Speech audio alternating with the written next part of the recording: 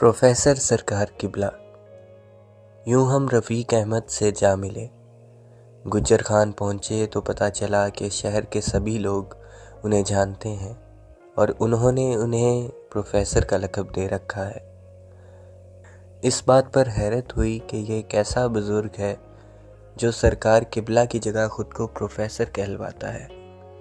मकान में दाखिल हुए तो देखा कि एक उधेड़ मगर यंगिश आदमी पलंग पर बैठा है। सर नंगा, क्लीन शेव, कुर्ता शलवार जैसे कोई आम सा आदमी हो। चेहरे पर तहक्कुम की जगह ज़हानत है जिसकी धार ज़्यादा ही तेज़ है।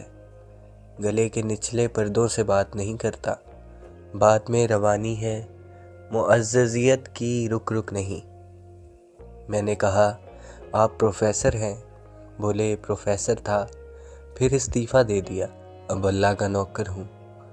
मैंने कहा, पहले सरकार के नौकर थे, अब बड़ी सरकार के हो गए।